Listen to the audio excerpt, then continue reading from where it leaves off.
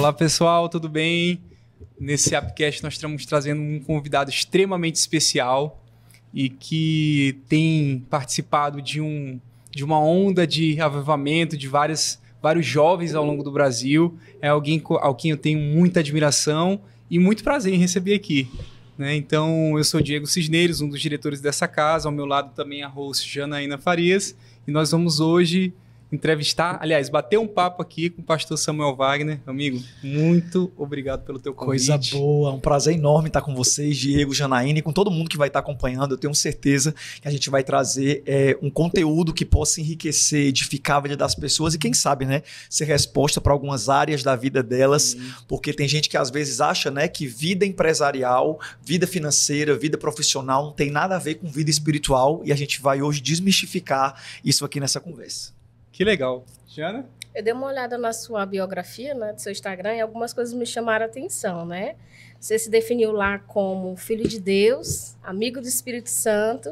Eu sei que você é pastor da Lagoinha, né? E eu dei uma pesquisada também no YouTube e vi que você teve um toque aí aos 15 anos, né? Que você teve um encontro com Deus através do seu irmão, que é gêmeo, não é isso? Isso. Fale pra gente um pouquinho a respeito. Bom demais. Bom, gente, tem pessoas que às vezes, né, quando elas veem alguém pregando, como eu, por exemplo, que hoje prego a palavra, atualmente eu sou pastor na Lagoinha Alphaville, que é uma igreja lá em São Paulo, que tem vivido realmente aí um avivamento tremendo, uma igreja que tem passado por uma multiplicação, crescimento estrondoso de dezenas de milhares de vidas salvas, mas muita gente às vezes não conhece o background disso, né, o que está por trás, né, daquela história que a gente está vivendo ali e da minha especificamente, né? Quando eu falo sobre vida com Deus, eu falo desde quando eu e meu irmão estávamos no ventre da nossa mãe. A minha mãe, quando ela foi nos ter, ela já estava com 42 anos de idade. A pressão dela marcava 20/10 durante todo o pré-natal, e ela, semanas depois que descobriu que estava grávida, descobriu que estava grávida de gêmeos, ou seja, não era só um, eram 2 para nascer, em uma gravidez triplamente de alto risco. E aí Deus colocou um médico abençoado que 20 anos depois foi que eu fui saber que, além de médico, ele também era presbítero da igreja. E quando esse médico pegou esse diagnóstico extremamente complicado, ele me contou, quando eu tinha 20 anos de idade, que ele fez uma oração na sala dele antes de ir para a sala de cirurgia. E ele, orando, disse: Deus, eu sou formado em obstetrícia, mas esse parto vai além da minha capacidade. Uau. Mas se tu tiver uma obra com essas crianças, usa as minhas mãos e faz esses meninos nascerem. E ele nos contou que naquele dia ele ouviu a voz de Deus que disse para ele: Moacir, meu filho, faz esse parto na paz, porque os 2 bebês que hoje vão nascer, eles vão conseguir nascer, eles vão crescer e vão ser pregadores da minha palavra. Então, a minha história já começou mesmo desde o ventre, provando o que a Bíblia diz, que quando Deus escolhe um ser humano, ele escolhe desde o ventre, e assim como quem está nos acompanhando agora, às vezes está passando por circunstâncias negativas, por frustrações, por portas fechadas, que você olha e fala: meu Deus, será que eu nasci para dar errado? Só que quando a gente lê a Bíblia, a gente sabe que não, que ninguém nasceu para dar errado. Todo mundo nasceu para dar certo, mas a gente só dá certo com Jesus. E é por isso que a minha definição de biografia é isso: filho de Deus e amigo do Espírito Santo. Porque eu entendo, Diego e Janaína, que o que a gente faz é provisório, é passageiro. A gente às vezes está. Por exemplo, tem muitas pessoas que têm problema de autoestima, problema de identidade, e quando você vai cumprimentar, né, e fala: tudo bom, Diego? Aí a pessoa que tem problema de autoestima fala assim: não, doutor Diego. Por quê? Porque ela quer se esconder atrás de um título, de um canudo de formação, para poder tentar sublimar ou maquiar o vazio da alma dela. Por quê? Porque o que você faz, você pode mudar. Faculdade você muda, trabalho você muda, mas ser filho de Deus é o único título que nunca muda. É o único título que permanece. E aí, quando eu lancei um livro, eu tive essa fase, né, de problema de identidade, que eu colocava na minha bio do Instagram, né, Janaína? Eu colocava lá: pastor, escritor, youtuber, com milhões de acessos. Eu ficava lá me engrandecendo para poder as pessoas me respeitarem. E aí foi quando um dia eu tive uma experiência com Deus e Deus falou: você não é nada disso, você é meu filho. Esse é o seu título mais importante. Isso te basta. E aí eu fui lá e mudei a minha bio, e por isso que você viu isso daí, que é filho de Deus, porque é o que realmente melhor me representa. Que legal. E olha só, Samuel já nasceu debaixo de uma profecia, então. Ou seja, né, já foi escolhido desde o ventre. Que história maravilhosa, Samuel. E muitas das pessoas que estão nos assistindo aqui, né, já tiveram ou desejam ter uma experiência com Deus, uma experiência de reavivar os seus sonhos, reavivar o seu propósito. Tem muitas pessoas que hoje estão perdidos em maus sentimentos, em brigas, em contendas. Então, eu tive uma experiência de Lagoinha também quando fui a São Paulo. Quando fui morar em São Paulo, nós escolhemos, eu e minha esposa, quando casamos, escolhemos a Lagoinha quando eu era pequenininho, não tinha nada. E então a gente pôde experimentar todo esse processo de avivamento da Lagoinha. A gente olhou isso muito de perto. E o quão grandioso é a glória de Deus, né? E quão multidões foram de fato ali chamadas e arrebatadas para Jesus. Então, para essas pessoas que querem ter uma experiência com Deus, mas que têm o seu empreendimento, que ainda não tem um caminho, um direcionamento, quais são os principais pilares para você começar a ter um relacionamento com Deus, começar a entender o que é a Trindade, né? Começar a se relacionar com o Espírito Santo. Uhum. Imagina que é uma pessoa assim que... No zero. Nunca conheceu a Deus e quer saber qual é o primeiro passo rumo a Ele, né? E o primeiro passo é o que eu sempre falo.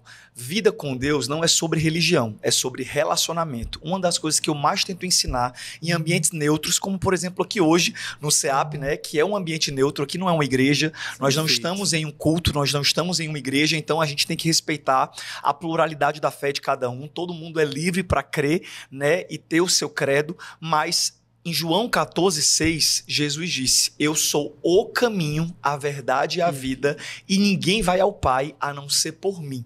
Ou seja, não é sobre religião, mas é sobre uma pessoa, e o nome dessa pessoa é Jesus Cristo. Se você quer ter um relacionamento com Deus, estar na igreja, ir a uma igreja, né, seja evangélica ou seja católica, para quem é católico, isso vai te ajudar a se aproximar de Deus. Mas você pode começar a conhecer a Deus aí onde você está agora mesmo. É só você fazer uma oração. Você dizer: Jesus, eu creio que você é o Filho de Deus. Eu abro meu coração. Fala comigo, se revela a mim. Eu quero conhecer o teu Espírito Santo. Eu desafio a qualquer pessoa fazer 5 minutos dessa oração e as lágrimas não começarem a nascer nos olhos.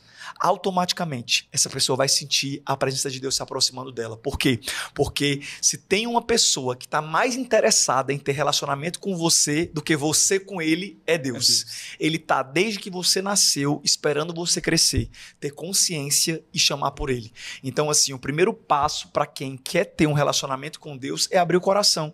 É realmente entender que precisa. Porque a grande verdade, Diego, Janaína, é que o que eu tenho acompanhado como pastor e também como ser humano, que eu muitas vezes converso com pessoas dentro do avião, converso com pessoas nos ambientes mais neutros, gente que não sabe nem quem eu sou. E do nada a gente começa a travar uma conversa, eu sempre percebo que tá todo mundo procurando preencher o seu vazio. Tá todo mundo procurando uma direção, tá todo mundo procurando um Deus. E aí tem gente que coloca bebida, coloca farra, coloca drogas, coloca vícios, coloca trabalho. E isso aqui é algo que eu acho que é interessante a gente pontuar, já que a gente está em um ambiente profissional de podcast. Tem muita gente que trabalha como louco, são os famosos workaholics. Por quê? Porque eles querem tentar preencher esse vazio que eles possuem. E aí abrem mão da vida, abrem mão da família, para quê? Para poder ficar trabalhando. E quando, na verdade, o que você está denunciando é a falta de Deus. É o vazio que só Deus pode preencher. Eu amo uma frase que, se eu não me engano, é da psiquiatria, da psicologia até, que diz que todo excesso esconde uma falta. Então, se tem algo na tua vida que está em excesso demais, pode ter certeza que você está tentando esconder alguma falta. E a falta básica de todo ser humano é Deus. É tanto que eu vejo, gente, isso agora eu não vou nem falar só da área de vocês não, do trabalho, eu vou falar da minha área religiosa. Tem pastores, tem líderes evangélicos que estão correndo tanto com o seu ministério que esquecem de ter relacionamento com Deus. Sabe a loucura de você fazer a obra de Deus sem Deus? Está tão ocupado com a obra, esquecer do dono da obra. E né? Isso é possível. Ou seja, para provar que até no ambiente religioso, se você não tiver cuidado, você perde Deus. A Bíblia fala que Maria e José perderam Jesus quando ele tinha 12 anos. Uau. Numa festa. Eles estavam cuidando do Filho de Deus, que não era nem filho deles só. Era o Filho de Deus. E eles perderam Jesus numa festa. E o pior, não foi eles terem perdido, foi eles só se darem conta que tinham perdido 3 dias depois. Uau. A Bíblia fala que eles estavam voltando para o interior de Israel e quando eles estavam um olhando para o outro, falaram assim: cadê Jesus? Cadê o menino? Não está contigo não, Maria? Não, pensei que estava contigo, José. E aí eles voltam correndo para Jerusalém, para o local da festa floresta onde eles estavam, e aí estavam atrás de Jesus. Ou seja, se Maria e José perderam Jesus, Quem somos nós? Quem somos nós para não perder? A correria faz a gente perder Jesus. O sucesso faz a gente perder Jesus. E aí talvez esteja a importância da oração e desse hábito de cultivar essa oração diariamente. É o relacionamento. Palavra, né? É o relacionamento, amigo. Porque como alimenta o corpo, você tem que alimentar o espírito. Sabe uma coisa que eu falo? Eu vou dar spoiler aqui no podcast, né? Que daqui a pouco eu vou falar. Daqui a pouco eu vou falar ali na palestra, mas realmente é um pouco sobre isso. Das minhas maiores missões, principalmente um local como esse que Deus me traz hoje, é ensinar para as pessoas a diferença de religiosidade e relacionamento. Tem muita gente hoje em dia buscando uma religião, e a religião também não preenche. Quem preenche é Jesus através de um relacionamento. Hoje em dia eu tenho observado, até na internet, nas redes sociais, que hoje em dia está crescendo cada vez mais o número de pessoas espiritualizadas. O que é que são pessoas espiritualizadas, Samuel? São pessoas que praticam rituais espirituais. Uau. É aquela pessoa que acorda de manhã e lê o seu devocional, coloca lá a fotozinha lá da página do Café com Deus Pai, e aí o Salmo 91 e aquela brincadeira que o povo faz, né? Aí depois de 3 histórias na frente, a pessoa já não está vivendo mais nada do que praticou. Ela não está praticando nada do que leu. Ou seja, é uma brincadeira até que a gente tem no nosso meio que fala assim, que tem gente que toma café com Deus Pai e vai jantar com Satanás. Porque tem gente que às vezes pratica um ritual achando que aquele ritual ali vai santificar o dia dela. E na verdade não. É tanto, Diego, que às vezes eu falo na igreja quando eu estou pregando, né? Quem aqui acha que é certo orar de manhã? Aí muita gente levanta a mão. Eu acho certo orar de manhã. Quem aqui acha que é certo orar à tarde? Outra turma, outra leva. Quem acha certo orar à noite antes de dormir? Outra leva. Aí eu pergunto, quem tá certo? Aí cada um tá defendendo, né? Que é melhor orar de manhã, porque começa o dia. Outros falam que é melhor orar à noite, porque termina o dia. E aí eu falei, tá todo mundo errado. Porque a Bíblia não manda orar nem de manhã, nem de tarde, de noite. A Bíblia manda orar em todo o tempo. Ou seja, a vida de oração, a vida de relacionamento com Deus, ela não se resume a 1h30 de culto. Ela não se resume a 30 minutos no seu quarto. É o dia todo. Eu estou aqui conversando com vocês, mas a minha mente está orando.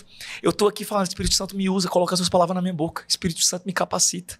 Então, eu estou falando algo, mas a minha mente e o meu espírito está orando sem parar. Então, essa é a vida de um homem e de uma mulher que quer ter um encontro com Deus. Precisa ter um relacionamento. Entender que Jesus, ele não é um Deus distante, ele não é um boneco de barro. Jesus é uma pessoa. E ele fala conosco através do Espírito Santo. Você citou aí a famosa e às vezes para alguns complicada trindade, né? Porque tem gente que fala, como é que é? 3 em 1, são 3 deuses. E, de fato, tem gente que às vezes tem dificuldade. Mas eu, como amo o Espírito Santo, e é uma das minhas missões na Terra também apresentar o Espírito Santo, eu sempre falo que o Deus Pai está sentado no trono. Ele está lá no céu. Se o Deus Pai, que é o cabeça, que é o Senhor, ele descer a terra explode. Então, Deus Pai está lá no céu. Sim. E um dia a gente vai contemplar a face dele. Porque a Bíblia diz que ninguém em carne consegue ver a Deus e sobreviver. Então, a gente não tem condição de ver o Deus Pai. Porque ele é muito santo. Ele é muito santo e a gente não tem condição nessa carne de vê-lo. E aí o que acontece? Ele está lá, sentado no trono, no 3º céu. Onde nem o Elon Musk vai conseguir achar com o astronauta, com o foguete dele. E do lado dele, a Bíblia fala que está Jesus. A Bíblia diz que quando Jesus ressuscitou, ele subiu ao céu e está sentado à direita do Pai, aguardando a volta dele, que em breve ele vai voltar, mas isso é cenas para outro podcast, que é falar sobre a volta de Jesus, é mais pano para manga. Mas quem é que está com a gente aqui agora? É o Espírito Santo. O Espírito Santo. Jesus falou, eu vou para o Pai, mas eu não vos deixarei órfãos. Inclusive, e antes dele subir para o céu, antes dele morrer, ressuscitar, no capítulo 17 do Evangelho de João, antes mesmo de Jesus ser morto, quando ele estava conversando com os discípulos e quando ele falava sobre o reino de Deus, quando ele falava sobre as verdades espirituais, os discípulos ficavam babando. E aí Jesus do nada soltava.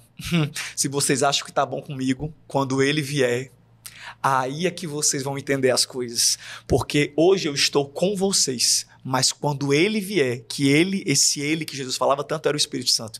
E Jesus falava, quando ele vier, ele vai estar em vocês. Aí tem coisas que hoje vocês não entendem, mas quando ele vier, vocês vão entender, porque ele vai guiar vocês à verdade. Então a melhor forma que eu posso é inspirar todo mundo que está aqui acompanhando esse podcast peça a ajuda do Espírito Santo. Fala, Espírito Santo, Uau. me apresenta Jesus. Espírito Santo, me conduz ao Pai. Quando você for abrir a Bíblia, você não vai ler um texto de Instagram. Quando você for abrir a Bíblia para ler, primeiro, comece dos evangelhos, Mateus, Marcos, Lucas e João. Não começa por Apocalipse, não vai entender nada. As taças de fogo, os cavalos, vai se perder todinho. Tem gente que não diz que não entende a Bíblia porque nunca pegou na Bíblia e vai para Apocalipse. São as pessoas que querem ir pro final da história. É os espiritualizados. Então, começa dos evangelhos e sempre que for ler, fala, Espírito Santo, abre o meu entendimento, me revela a tua palavra e pronto. Respondendo essa pergunta da maneira mais prolixa possível que eu faço. Preguei aqui agora, mas peça para o Espírito Santo que ele vai te guiar e ele vai te conduzir nesse relacionamento. Faz 22 anos que eu caminho com Deus e até hoje eu estou conhecendo Jesus ainda. Todo dia eu conheço uma nova faceta dele. Maravilhosa. Ah, amiga, é para a vida toda. É incrível. Eu queria só compartilhar com você algo que a gente tem aqui no CEAP, né, que é o nosso momento espiritual, que a gente tem toda segunda-feira, né? Que maravilha. Então, a nossa empresa, eu estou no CEAP tem 14 anos, e desde quando eu cheguei já existia esse momento, né, que a gente separa um momento para fazer a leitura da palavra, levar um momento de reflexão, né? E assim, no seu ponto de vista, o que está faltando para as empresas desenvolverem, né, nos seus locais de trabalho? Porque a gente sabe que atualmente aumentou o burnout, aumentou a ansiedade, depressão, vícios, que é algo que a gente tem comentado muito, né, nós da gestão. Como que a gente pode melhorar isso para os nossos clientes internos, para os nossos clientes externos? Então, assim, na sua visão, né, o que as empresas precisam fazer para impulsionar essa espiritualidade das pessoas? Uau, que pergunta incrível, sensacional, né? Eu acredito que vocês estão sendo inspiração para o Brasil. O que vocês estão fazendo aqui, além de estar impactando a cultura interna de vocês, está impactando a cultura externa. Porque, assim, o que eu vejo hoje em dia é que se Deus te colocou na frente de uma empresa, se Deus te colocou, e essa palavra vai principalmente para os empresários, vai principalmente para os líderes de equipe, se Deus te colocou na frente de uma gestão e você quer extrair o melhor das pessoas, você tem que entender que existem CPFs ali. Você não pode tratar a pessoa só como CNPJ, como a folha de trabalho, né? Como um número, como um funcionário qualquer. Você tem que entender que tem um ser humano ali. Então, quando uma empresa tem essa ideia sensacional de implementar na sua cultura um momento de espiritualidade, que é o que eu chamo, hoje em dia eu tenho sido convidado para muitas palestras e tem sido incrível essa oportunidade que Deus tem me dado, de ir para muitas empresas. E é claro, quando eu vou para uma empresa palestrar, eu não estou num culto pregando. Então eu tento respeitar os princípios internos, a cultura interna, a fé dos funcionários que não creem em Deus, mas que naquela palestra podem abrir o coração para crer. Então eu respeito bastante, mas uma das coisas que eu mais tenho batido é que quando você implementa o pilar espiritual na sua empresa, eu chamo de pilar espiritual.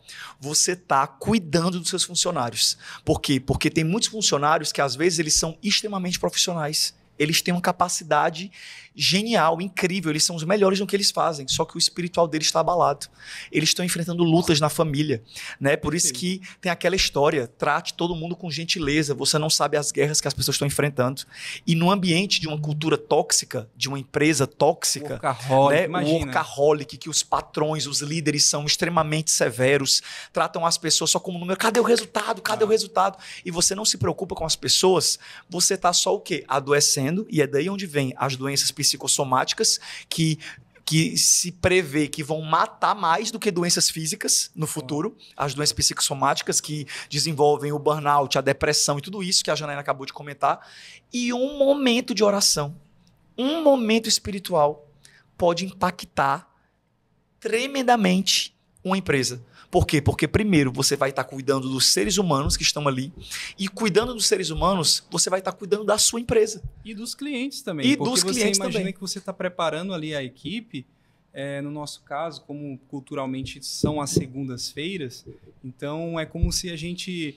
É consagrar aquela semana, né, ao Senhor justamente para que a gente possa colher frutos dessa consagração durante a semana, né? Então a gente vê isso sendo estendido ao cliente, né? Então realmente essa é uma dica muito importante para qualquer empresário que pode estar vendo esse podcast. Se você tem um colaborador, 2 colaboradores, né? O pastor pode falar aqui, mas na Bíblia fala que onde 2 ou mais estiverem, né? Não é isso, pastor? 2 ou 3 reunidos, então, ele está presente. Já é o suficiente para você ter uma espiritualidade com Jesus, uma espiritualidade que vai te agregar, vai agregar para a tua empresa. Isso não é sobre números, isso não é sobre aumentar faturamento. Apesar de que... É a consequência inevitável. Contribuirá.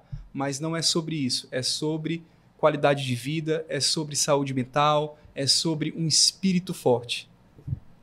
Total. Outra coisa que eu acho que a gente também poderia falar, que eu não sei nem se está nas perguntas da Janaína, mas vocês estão vendo, né, que eu estou me sentindo em casa já estou aqui entrevistando e sendo entrevistado. Mas uma coisa, Diego e Janaína, que eu acho assim que a espiritualidade impacta muito também nos funcionários de uma empresa é resgatar o propósito dessas pessoas. Exatamente. Elas entenderem que na empresa delas, elas não estão apenas prestando um trabalho, elas estão solucionando problemas, elas estão ajudando pessoas, elas estão impactando a vida dos clientes. Eu sempre uso essa analogia, como com certeza eu vou usar daqui a pouco na palestra, que é a analogia de que quando eu ou vocês vamos numa farmácia, a gente não vai numa farmácia comprar um remédio. A gente vai comprar uma cura. A gente vai comprar o alívio de uma dor. E se a gente é atendido por um farmacêutico de maneira grosseira, de maneira terrível, imagina, tipo assim, o desperdício que esse farmacêutico tem de cumprir o propósito dele. Eu sempre costumo dizer que existe a missão de vida e o meio de vida. Aprendi isso com o pastor Costa Neto. Essa missão de vida e o meio de vida nem sempre é a mesma coisa, mas todo meio de vida tem que constranger a sua vida a viver a sua missão. Por exemplo, se você trabalha numa farmácia, seja luz nessa farmácia. Que quando você for entregar um remédio, até porque se você é farmacêutico, você já está começando a se familiarizar com o nome dos remédios. Você já sabe para que cada remédio é. Imagina uma pessoa que vai comprar um remédio para um câncer.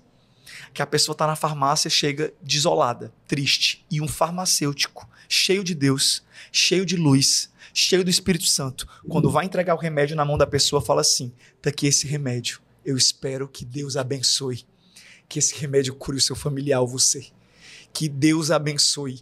Você pega na mão do ser humano que tá ali comprando aquele remédio e você fala assim: vai dar tudo certo, vai ficar tudo bem. Você acabou de vender o remédio, mas você acabou de dar para essa pessoa o que o dinheiro não paga. Você acabou de dar para ela esperança. Os olhos dela vão brilhar. E ela vai dizer: meu Deus, eu vim aqui atrás de um remédio e vou saindo com esperança. Então, isso você tem que trazer para todas as áreas da sua vida. Se você trabalha com imobiliária, se você vende casas, você está vendendo sonhos. Você está vendendo o lugar que uma família vai morar. Então, quando você entrega a chave, você não comemora só uma comissão. Quando você entrega uma chave, você fala que Deus abençoe esse lar. Que more uma família feliz. Que o Espírito Santo habite. E você vai ver que aquela pessoa que comprou vai olhar, se ela não tiver Deus, ela vai falar assim: poxa, obrigado, que luz que eu senti em você. Você pode orar pela nossa casa? E aí pronto, meu amigo, se a pessoa abrir o coração, vai com tudo.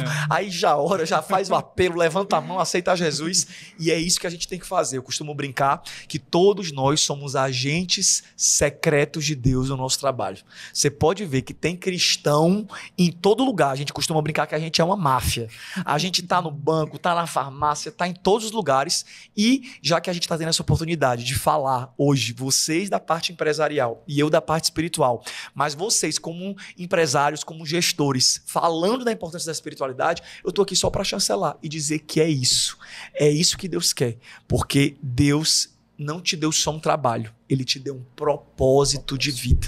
Então, não só marque as suas horinhas lá de trabalho, não bata o seu ponto. Todo dia quando você for trabalhar, cumpra o seu propósito. Só para agregar o que a gente está falando, eu faço acompanhamento psicológico, né? E aí eu passei por uma psicóloga que não era cristã, muito boa, muito técnica, mas eu procurei uma outra psicóloga que é cristã. E eu gostei tanto do atendimento dela, eu perguntei assim: Carmen, o nome dela é Carmen. Um beijo, Carmen. Eu disse: Carmen, por que tu é assim tão diferente? Jana, eu decidi, com meu propósito com Deus, que eu não seria apenas uma psicóloga. Eu sou uma cristã que, por acaso, sou psicóloga. E aí eu fiquei com aquilo na minha cabeça: meu Deus, como que no meu dia a dia, eu sendo gestora, tratando diretamente com clientes, trabalhando com colaboradores, como é que eu posso ser uma cristã que gerencia pessoas, né? Então eu vi que ali houve uma virada de chave, né? Eu passei a performar melhor, não só em questão de números, mas buscando entender melhor, escutar melhor, ouvir melhor, né? E falando um pouco de CEAP, né, Diego? A gente vê que de 1 ano para cá, 2 anos para cá, o CEAP virou a chave. É uma outra instituição, uma outra realidade. A gente tem devolutivos dos nossos colaboradores, dos nossos clientes. Poxa, eu me sinto ouvido. Né? A gente vê os clientes relatando para os assessores que não é só uma visita, não é uma venda, mas é um acompanhamento. Eu já testemunhei de assessores ir acompanhar cliente, e o cliente está às lágrimas porque naquele exato momento recebeu uma notícia ruim e o assessor foi usado naquele momento para dar uma palavra de ânimo, para dar um direcionamento. Né? Então, assim, eu entendo que nós somos agentes realmente de transformação na vida dos nossos clientes, que nós temos um propósito. Eu não estou aqui por acaso, o Diego não está aqui por acaso, você não está aqui por acaso. Então, eu entendo que tudo tem um propósito, né? E nada acontece sem a permissão de Deus, e Ele tem cuidado dos seus, colocando em lugares estratégicos, né? Então, a sua vinda para cá vai nos agregar conhecimento. Eu acredito que você também vai receber o calor do CEAP Brasil. Certeza, tá e vai sair impactado, porque realmente o Senhor tem feito grandes coisas na nossa instituição. Só para tu teres uma perdão, só para tu teres uma dimensão um pouco do impacto que a gente está levando aqui para as pessoas. Hoje nós estamos falando de 26 mil clientes, mas tranquilamente nós conversamos com mais de 50 mil empreendedores, quase que diariamente ali, rotineiramente. Então, imagina que são empreendedores, muitas das vezes informais, pessoas de baixa renda que estão no interior do Maranhão, Piauí, Ceará, de Codó, né? E são pessoas que realmente são órfãs em muitos aspectos.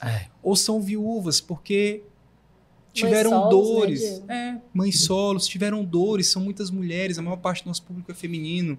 Né? E a gente sabe que hoje em dia a mulher ela desempenha o papel, muitas das vezes, de líder da família. Né? E ela, às vezes, é a primeira a puxar um coro, a puxar uma atração para buscar espiritualidade, para buscar a Cristo, né? É verdade. E muitos perguntam como foi que o CEAP cresceu 45% em 2024, como que aumentou de 21 para 26 mil clientes, como que expandiu para 6, 7 estados. E eu nunca tinha respondido dessa forma, mas a gente conversando aqui hoje, né, vem na minha cabeça assim, são os meus ensinamentos, são os meus ensinamentos, são os meus ensinamentos. São os ensinamentos de Cristo que a gente vem procurado discernir, compreender, aceitar e deixar que o Espírito Santo age em cada um de nós, né? Então, é como dito aqui, nós não somos uma igreja, nós não estamos aqui para fazer um culto, mas a gente também não pode, diante do temor que nós temos a Deus, a gente também não pode se acovardar em falar a verdade. Essa é a nossa verdade. Né? O CEAP foi consagrado a Deus desde a sua concepção. Né? Toda segunda-feira a gente faz uma consagração. A Cláudia sempre trouxe isso como um pilar cultural. Então, se você quer um segredo para crescer, para se desenvolver, para trazer realmente um impacto positivo para os seus colaboradores, para os seus clientes, eu creio que a espiritualidade ela seja o pilar central, como você falou. Incrível. Eu queria te fazer uma pergunta, Samuel. Nós falamos muitas das vezes para pessoas que estão na jornada de desenvolvimento socioeconômico, pessoas que realmente estão buscando vender mais, buscando renda, muitas das vezes empreendem por necessidade, né? E não por paixão, por amor. Né? E há uma linha muito tênue e um tabu, vamos assim falar, usar esse termo assim, existe um tabu, talvez um preconceito em mas eu não acho legal misturar espiritualidade com negócios ou espiritualidade com dinheiro. Eu estudei um pouco, naturalmente, até com você, através das tuas pregações e através da palavra também, mas eu queria que você falasse um pouco, né, exatamente sobre isso, né, colocar cada coisa no seu devido local para trazer consciência e clareza para as pessoas que muitas das vezes você pode estar travado por isso e deixando de viver algo sobrenatural porque você aprendeu com alguém de que isso seria errado. A pior coisa que tem, gente, nessa área é a questão das crenças, né? Tudo passa pela peneira das crenças. Tem muitas pessoas, inclusive cristãs, que cresceram em uma cultura de que é errado prosperar. Que se você prospera, se você cresce financeiramente, você vai estar em pecado. Não é de Deus, que o que é de Deus é a pobreza. Tipo assim, que é o que que é aquela falsa humildade, né? E tem um versículo da Bíblia que fala que é mais fácil passar um camelo pelo fundo de uma agulha do que um rico herdar o reino dos céus. Mas isso não significa dizer que o dinheiro é o problema. A grande verdade é que, em momento nenhum, a Bíblia diz que o dinheiro é uma maldição. Pelo contrário, a Bíblia fala que um dos nomes de Deus é Jeová Jirê, o Senhor que provê. Ele provê as nossas necessidades. Do Antigo ao Novo Testamento, você vai ver Deus sempre trazendo prosperidade, abundância. E a Bíblia ainda mostra que Deus, ele é um Deus extravagante. Ele é um Deus da abundância, do transbordo. A Bíblia diz no Salmo 23 que ele enche o cálice até transbordar. Ele não é o Deus da conta-gota, não. E a Bíblia também diz, tem uns versículos específicos de milagres, de prosperidade material. Agora a gente já falou muito sobre espiritualidade, mas nesse momento eu quero usar a Bíblia também para poder falar que o nosso Deus é um Deus da prosperidade material. A Bíblia diz que quando Pedro não pescou nada e Jesus mandou ele lançar a rede de novo, e pela fé, agora ele lançou com fé e não só com a técnica de pescador, ele lançou debaixo de uma palavra. A Bíblia diz que era tanto peixe que as redes se rasgavam. É o que vocês estão vivendo na SEAP. É quando Deus coloca a mão dele e multiplica. A viúva só tinha um restinho de azeite e o profeta mandou ela pegar mais vasilhas. E a Bíblia diz que foi tanta vasilha que acabou as vasilhas, mas o óleo, o azeite não acabou. A Bíblia diz que foi tanto pão que Jesus multiplicou, em uma das multiplicações, no meio dos seus sermões, que faltou cesto, que os cestos transbordaram. Ou seja, o nosso Deus é um Deus do transbordo. Então, a única coisa que eu quero falar, que eu acho que pode alinhar um pouco o coração de quem está ouvindo, é o quê? Deus não tem problema com dinheiro. Deus não tem problema com fama. A Bíblia diz que o amor ao dinheiro é que é a raiz de todos os males. É quando você perde o seu coração para o dinheiro. Você pode ver que você nem prospera. Quando você está trabalhando só naquela ânsia, eu quero dinheiro, comissão, dinheiro, dinheiro. É incrível, parece assim que corre de você. Sim. Agora, quando você alinha o teu coração, quando a tua motivação é pura e você realmente precisa do dinheiro para pagar as suas contas, mas você coloca o propósito em primeiro lugar, a gratidão, coloca Deus na frente, fala: Senhor, me abençoa, Senhor, me prospera, Senhor, me dá inteligência, Senhor, manda cliente, Senhor, me ajuda. Quando você é generoso, que é outro princípio básico da prosperidade. Deus nunca nos abençoa só pra gente. Deus não abençoa a gente egoísta, que fala: Deus, eu quero ser um grande empresário, para eu ter muitas lanchas, para eu poder passar na cara de quem duvidou de mim. Essa oração Deus não ouve, é uma oração egoísta. É totalmente diferente quando você ora e fala: Deus, me faz um grande empresário, para eu empregar muitas famílias. Crescer e contribuir. Para eu mudar a vida de muitas pessoas. Senhor, um dia eu quero doar 1000 cestas básicas. Um dia eu quero pagar uma folha de pagamento de 300 funcionários.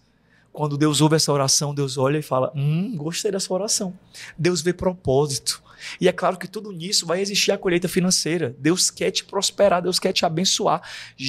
Isaías capítulo 1 fala: se quiserdes e ouvirdes, comereis o melhor dessa terra. O melhor dessa terra é para quem crê em Deus, é para quem é filho de Deus. Só que o problema é que a gente fica nos dois extremos. É filho de Deus que não quer trabalhar, é filho de Deus preguiçoso, que quer se esconder da oração. Venha a nós e vosso reino nada. Senhor, me abençoa, me abençoa, me abençoa. Mas não quer trabalhar, acorda à tarde, não é diligente, fiel, não é fiel, não é generoso. E do outro lado é gente só atrás de dinheiro, dinheiro, dinheiro, dinheiro. Técnica, técnica, técnica. Curso, curso, curso. Sem fé e sem motivação. Nenhum dos dois prospera. Ou seja, de um lado nós temos uma fé, vamos dizer assim, equivocada, uma fé passiva, uma fé passiva, apática. E do outro lado nós temos a inversão de papéis, que é quando você coloca o dinheiro como seu Deus. Então, realmente, não vai dar certo. Aí existe uma condenação, né, de que realmente só existe Deus. E a gente não pode colocar nada acima disso, né? Quando você encontra o seu propósito, amigo, quando você encontra o seu propósito, Deus honra. Um medo que eu tinha, trazendo para a minha realidade. Eu, como pastor, muitas pessoas julgam, porque se me veio bem vestido, falei: esse pastor tá roubando. Quando a grande verdade é que nem sonha o tanto de coisa que a pessoa faz. Por exemplo, hoje eu sou pastor na Lagoinha Alphaville, mas eu sou voluntário na Lagoinha Alphaville. Eu não recebo R$1 por estar nos cultos de uma igreja com 20 e poucas mil pessoas. Então, olha a alegria que eu tenho de dar esse testemunho aqui de isenção. Não condeno perceber o seu salário. Todo pastor é digno do seu salário, claro. têm que receber o salário da igreja. Por quê? Porque eles trabalham de forma integral. Eles não têm tempo de fazer um outro trabalho. Então, a igreja precisa pagar o salário justo para cada um. Só que eu, por exemplo, hoje, Deus me deu a graça de eu ser voluntário. Por quê? Porque eu tenho minhas agendas, eu tenho os meus convites, eu tenho os eventos que eu participo e eu sou assalariado por isso. E hoje eu tenho a alegria de poder ser voluntário na minha igreja. Tipo assim, eu não receber nada para estar pregando ali para aquela multidão de pessoas todas as semanas. Eu lancei um livro que eu achei que só minha mãe ia ler. O livro vendeu 40 mil cópias. Então, com essa venda desse livro, eu comprei um apartamento. Meu apartamento, o primeiro apartamento que eu tive próprio, foi com a venda dos livros. Ou seja, não é todo pastor que usufrui do dinheiro da igreja. Não é. Tipo assim, por mais que tenha um mau testemunho aqui ou ali, Deus abençoa quem trabalha, quem é generoso, quem faz a diferença. Então, que cada pessoa que está aqui agora, eu não sei para que Deus te chamou. Se foi para ser pastor, se foi para ser empresário, se foi para ser empreendedor, se foi para ser vendedor, mas seja o que Deus te chamou para ser, faça com diligência. Faça com o seu melhor, seja generoso, coloque um propósito, uma missão naquilo que você faz e você vai ver. Eu encerro essa parte aqui, essa passagem aqui que a gente está falando com a seguinte frase, que Ana queria um filho. A Ana, a mulher que viveu o milagre de ser mãe, a mãe de Samuel, minha mãe. Ana, o sonho dela era ter um filho e Deus estava querendo. Ana queria ter um filho e Deus queria levantar um profeta. Quando a oração dos dois se alinharam, a vontade de Deus com a oração de Ana, Deus falou, aí Ana orou, falou, Deus, se tu me der um filho, eu te devolvo. Me dá a alegria de ser mãe, que eu devolvo o menino para ti, mas eu quero ter a alegria de ser mãe. E Deus falou, você me devolve ele? Pois tá, oração certa, feito. Uma aliança perfeita. Uma aliança foi feita. Deus deu para ela Samuel, ela entregou Samuel para ser um dos maiores profetas e juízes de Israel, e além de Samuel, Deus deu mais 5 filhos para ela. Ou seja, esse é o Deus que responde à motivação correta. Sim. Se você não está prosperando, observe essas 3 coisas. Se você está sem propósito, sem a motivação correta, se você está só pelo dinheiro, se você, tipo assim, está idolatrando o dinheiro e tudo que você idolatra, você não conquista, Deus não te dá, ou se você não é uma pessoa generosa, se você é uma pessoa egoísta. Se você é uma pessoa egoísta, só pensa em você, isso está fechando as portas para você. Agora, quando você começar a ser generoso, abençoar o reino de Deus, abençoar pessoas, compartilhar, contribuir, você vai ver como as portas vão se abrir para a sua vida. Maravilhoso. Tu tocou em um ponto aí que eu fiquei curioso, tá? Tu falaste do teu livro, chama Nos Avessos do Meu Nos Avessos do Meu Eu Encontro Deus. É um longo título.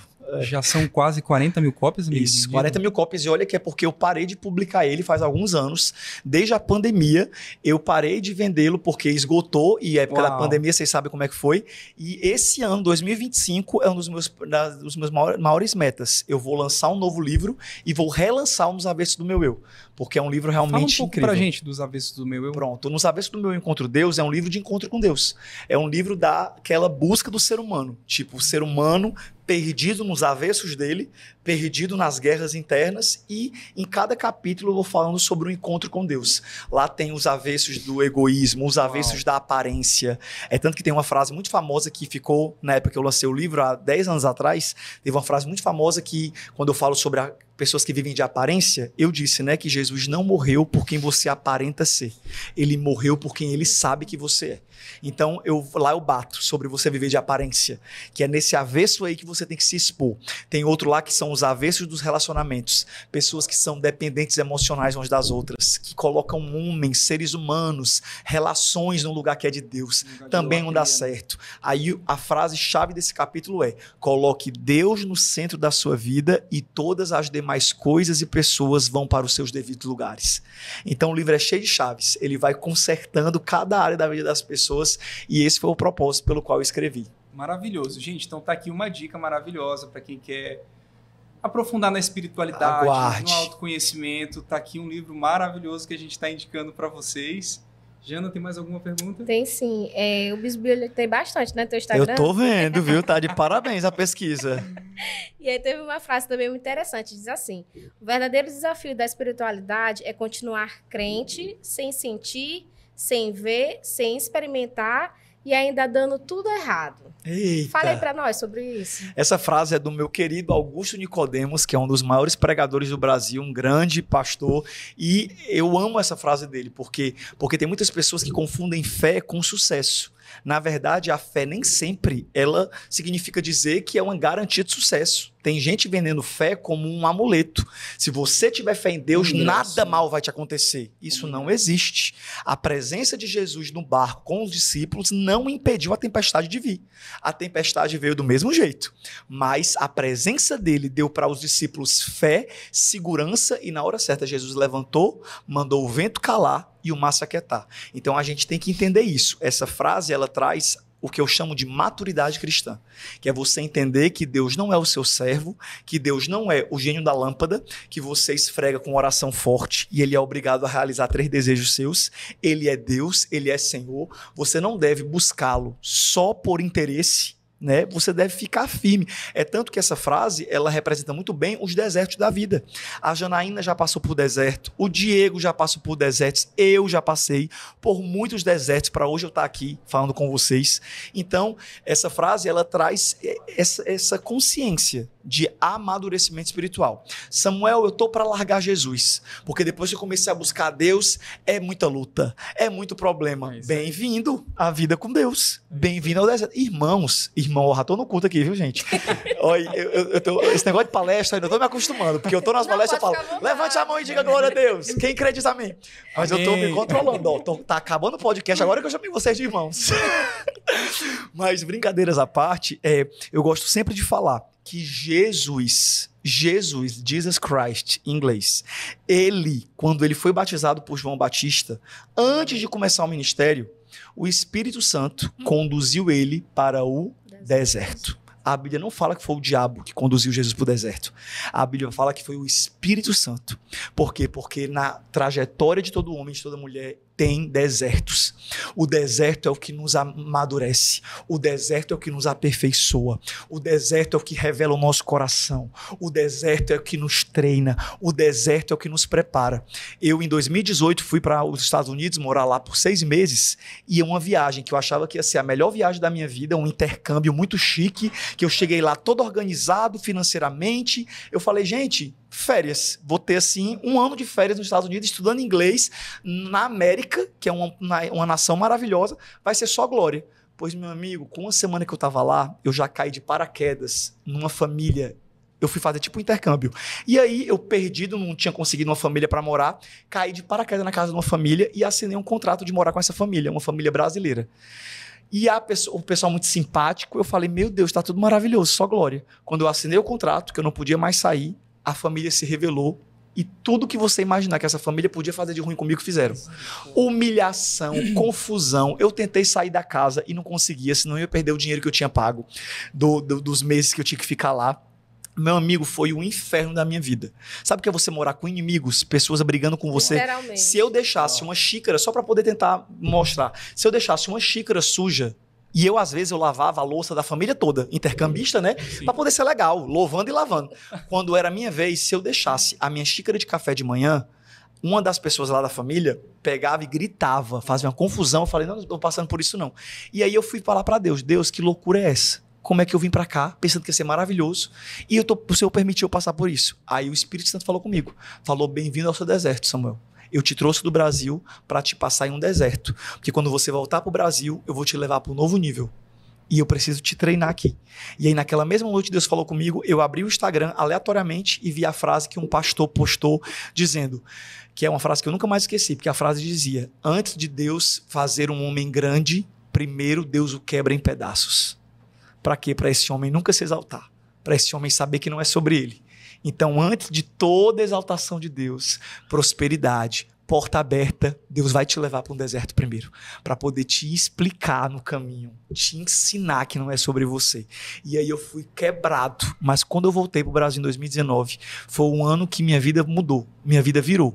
Eu não só cresci ministerialmente, cresci emocionalmente, cresci espiritualmente, como conheci minha esposa no ano de 2019. Deus abriu as portas para mim, me prosperou financeiramente. Foi o ano que eu comprei meu apartamento. Meu irmão, foi um ano só de vitória. E eu estava vindo de um ano de deserto. Ou seja, se tem alguém passando por um deserto hoje, essa frase é para você. Agora é hora de você provar a sua fé. Agora é hora de você ser humilde e parar de murmurar, reclamar e falar: Deus, eu não vou ficar me fazendo de vítima nesse deserto. Se o Senhor me permitiu e me trouxe para cá, me mostra para quê?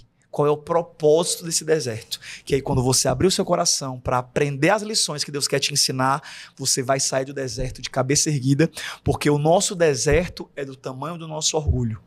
Quanto mais orgulhoso você for, mais tempo vai ficar no deserto. Mas quanto mais humilde você for para baixar a cabeça e falar: Deus, o que é que eu tô precisando aprender? O que é que o Senhor está querendo me ensinar aqui? Aí a fé vai te fortalecer para você ficar firme e o Espírito Santo vai te amadurecer. E aí sim, você vai entender essa frase. Que fé é isso? Você não está vendo nada, mas está crendo. Não está entendendo, mas está permanecendo. É mais ou menos sobre isso. Maravilhoso. Recebe, viu, Janaína? Recebemos aqui. Olha, essa última foi eu né, peguei aqui para mim, tá? Deserto é tratamento, tá, gente? Então, é experiência com Deus. Então, valorize, tá?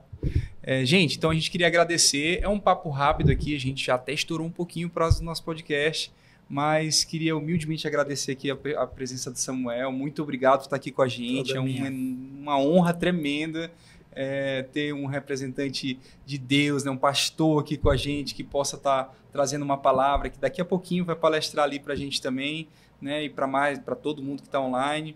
Te dizer que honramos a sua vida, somos muito felizes por ela. Eu e Janaína ficamos muito felizes em poder estar aqui contigo e que Deus te abençoe, que o Espírito Santo sempre te acompanhe, que a gente possa aí estar sempre junto. Amém, gente. A alegria toda minha, viu? Que quero agradecer. Que Deus abençoe, que vocês continuem nessa missão de vocês. Eu estou na minha missão, vocês estão na missão de vocês e hoje a nossa missão se encontrou. E eu sinto que não é a última vez, não. Eu sinto porque você ainda vai em Codó e a gente vai... Vamos em Codó lá fazer uma cruzada evangelística, que é o sonho da minha esposa voltar lá. Olha, e que esse podcast seja, claro, que esse podcast seja inspiração para todo mundo e que a gente possa realmente inspirar todos os empresários e empreendedores a levarem para suas empresas a cultura da SEAP, que é uma cultura que coloca o pilar espiritual como um pilar fundamental que vai fortalecer todas as outras áreas e vai ser o chão para que a empresa possa crescer e não cair, e não se quebrar. Se Deus é teu chão, meu irmão, pode construir alto, que pode ter certeza que a empresa não cai.